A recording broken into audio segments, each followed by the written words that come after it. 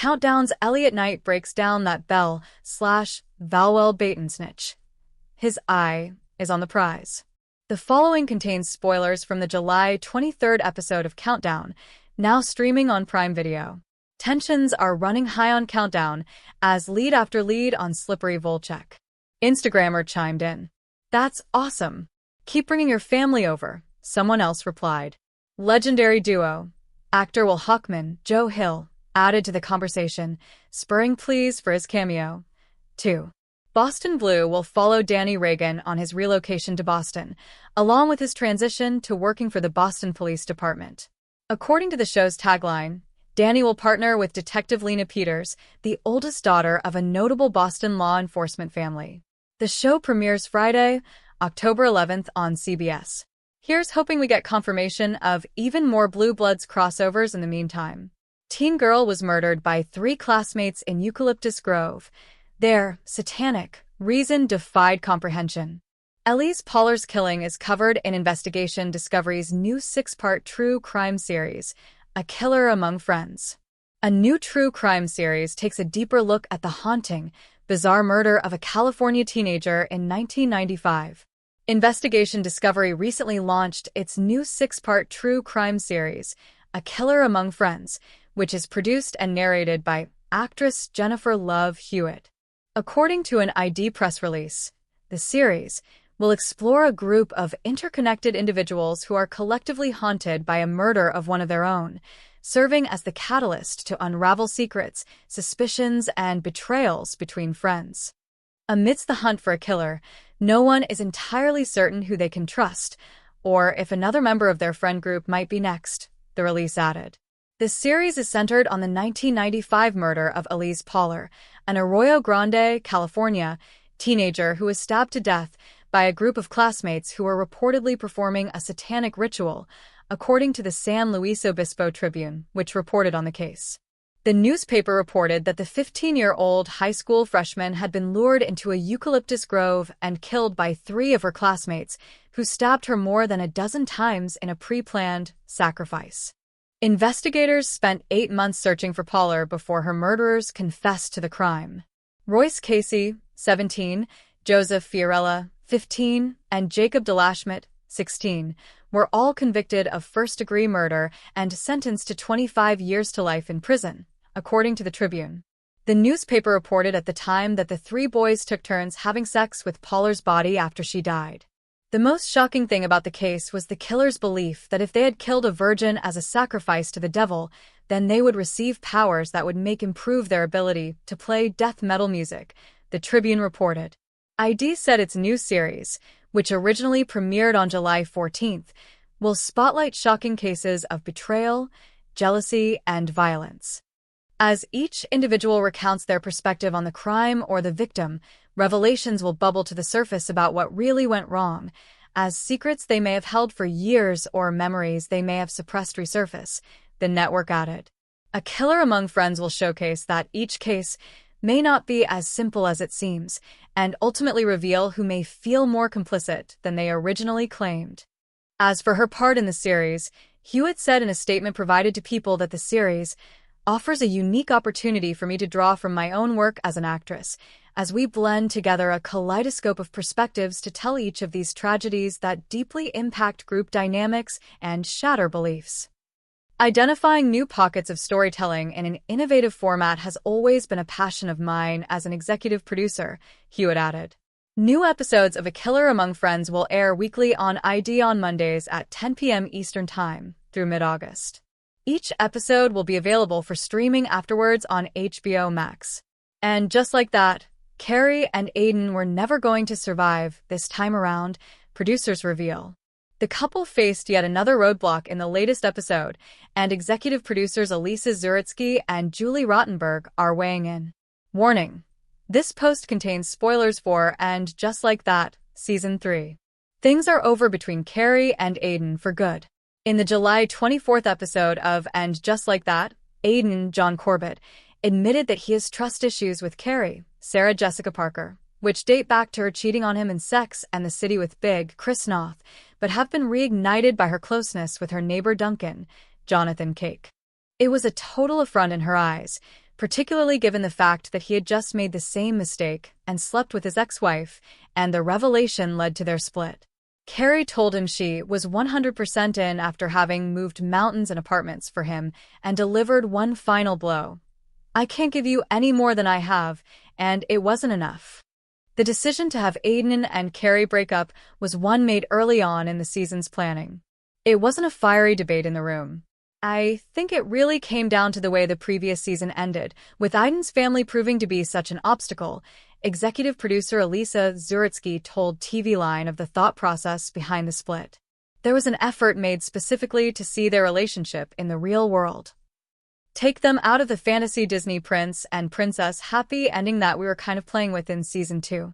"It did feel like too much to ask of those two people, especially with their baggage," she said, and executive producer Julie Rottenberg added, "I think we all knew their problems were systemic enough that they would not survive."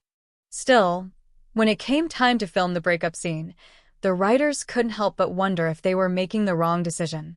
They knew that Aiden and Carrie were headed for a split from pretty early on in crafting the season. Rottenberg said she did start to worry about the choice they'd made as they began to approach filming it. "I think part of it is Sarah Jessica and John Corbett have such an incredible bond and chemistry and relationship as both actors and as the characters," she told the outlet. "I got a little panicky. Should we not be doing this? Should we not be breaking them up?" Given the twist, it's safe to say that Parker will miss working with Corbett.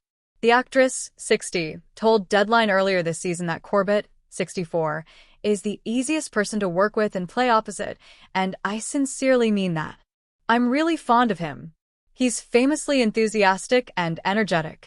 He cares a great deal about every single line. He thinks a lot about it the night before. He's really committed and delightful, and has such an ease when the camera rolls," she raved about her co-star. "I'm glad that, even though there was some kind of agreement about a sabbatical, they were both incapable of honoring it because it meant that John Corbett was around a lot. For all of us, that meant really good times and happiness," she continued. "I think he's just lovely." Never miss a story. Sign up for People's free daily newsletter to stay up to date on the best of what People has to offer, from celebrity news to compelling human interest stories. New episodes of And Just Like That drop Thursdays on HBO Max. Outlander's Read the original final article on People. First footage hints at Jamie's fate, and it's not great. Watch. James Alexander Malcolm Mackenzie Fraser has cheated death more times than we can count, but still, a new teaser for Outlander's upcoming final season gives us serious pause. "I've been reading Frank's book," Jamie says in the trailer above, released in conjunction with the show's San Diego Comic-Con panel Friday. "What does it say?" a worried-looking Claire asks. "War is coming to the backcountry," he replies gravely, "and that James Fraser dies in it." More from TV Line. TWD. Daryl Dixon's explosive Season 3 trailer tasks our heroes with killing a villainous king. Rhea Seehorn and Vince Gilligan's Apple TV Plus series reveals title and fall premiere date. Get a first look. Resident Alien cancelled. Will end with Season 4. Are there likely more than one James Frasers in America at the time? Probably. Has a historical document been wrong before in this series? Absolutely. Do either of those facts do anything to assuage our concern for Big Red as we head into the show's swan song? Nope, not a bit. The exchange comes near the end of a video highlighting the series' decade-plus run on Starz. We also get an approximate premiere date, early 2026. When series star Sam Heughan finished his final work on the season in March, he teased that it's going to be quite an emotional one and promised fans, "I know you're going to love it." Before Outlander is back, though, Starz will debut the drama's first spin-off, the prequel Outlander, Blood of My Blood, which follows the love stories of Jamie's and Claire's parents. That series premieres with 2 episodes on Friday, August 8th, at 9/8C. Watch just-released sneak peeks here. What thoughts are you having about Outlander's first Season 8 footage? Hit the comments and tell us everything. Best of TV Line. Summer TV Calendar. Your guide to 85-plus season and series premieres. Classic Christmas Movies Guide. Where to watch It's a Wonderful Life, Miracle on 34th Street, Elf, Die Hard, and others. What's new on Netflix in June? Sign up for TVLine's newsletter. For the latest news, follow us on Facebook, Twitter, and Instagram. Winona Ryder says she lost out on a movie with Marlon Brando because of Heathers. They were deeply offended. What's your damage, Hollywood? Winona Ryder said she lost out on a movie with Marlon Brando because of her role in the subversive 1989 comedy Heathers, now regarded as a cult classic. In a new profile for LUK, Ryder recounted how she was told that she would never work again if she took on the role of Veronica Sawyers. "And I did lose a job," she said. After some prodding, Ryder revealed the role was for The Freshman, the 1990 crime comedy that also starred Matthew Broderick as a naive film school student who accepts a job with Brando's mobster. Ryder said she already landed the role. Then, the filmmakers saw Heathers. "They thought it was making fun of teen suicide," she said. "They were deeply offended, and, yeah, they revoked the offer." "I'm like, I can't work with Marlon Brando?" Ryder recalled, adding that she stood firmly by her work. "I had to stand my ground. I wasn't going to apologize." The dark comedy centered on Ryder's Veronica, who is part of a clique of popular mean girls, all named Heather, at her high school, though she does not approve of their cruel behavior towards others.